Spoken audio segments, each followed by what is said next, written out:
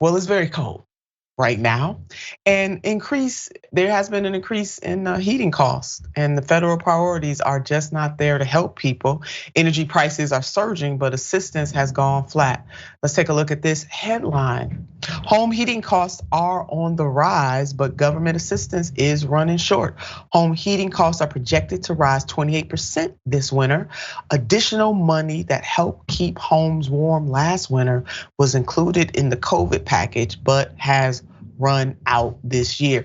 You may recall last week we talked about the fact that you have members of the Senate who just declared the COVID emergency over. I believe it was 62 or 63 senators, and some of those were Democrats, including Senate Majority Leader Chuck Schumer, who just declared. I mean, the Senate has the authority, I guess, to declare the pandemic over, and the emergency funds that came with it just done. It's good on the president, who said that he would veto any such bill that came across his desk. So I'm with you on that, Mr. President. As winter temperatures arrive across America, government officials are bracing for a surge of households unable to pay rising winter heating bills and dwindling resources available to help cover the cost. This reporting is coming from NBC News. But the average household home heating costs are projected to rise 28% on top of double-digit increases last year, driven largely by the disruption to energy markets caused by Russia's invasion of Ukraine and surging demand for fossil fuels.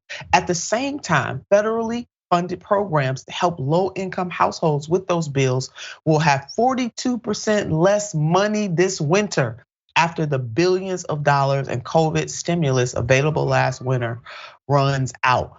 For the life of me, I don't know why that money is running out.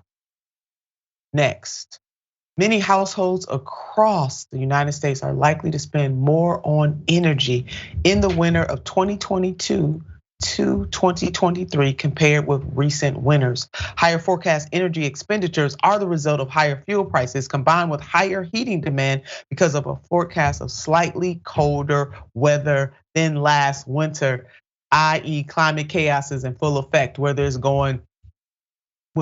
temperatures are extraordinarily high or extraordinarily low. Climate chaos is a part of this. Let's put up this graph that is coming from the US Energy Information Administration. And as they lay out on this graph, how much the increase is, how much colder, and the impact that this is having right there, the US Energy Information Administration. And I'm sure that members of Congress, Jessica, in both chambers have access to this information and could have acted accordingly if they wanted to. Yeah, it would be very easy for members of Congress to realize that we're not going to see change come from the fossil fuel industry.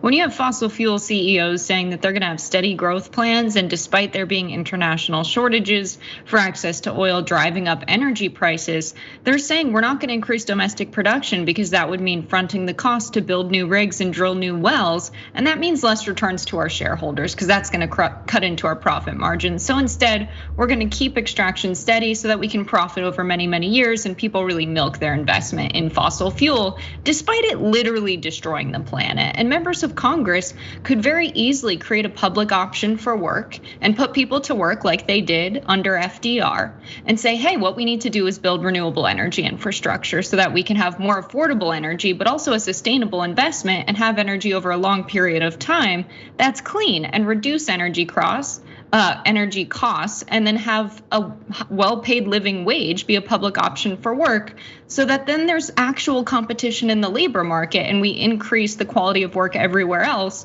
Because when you can work for a living wage in a stable job that's meaningful work, now you're forcing people like Jeff Bezos and Elon Musk to actually pay their employees well and treat them well. There it is. And also on dealing with and ensuring that we lower our dependence on fossil fuels. I mean, we're doing something good for Mother Earth and helping to create environmental sustainability, which is really the direction that we must go into both in this country and in the world.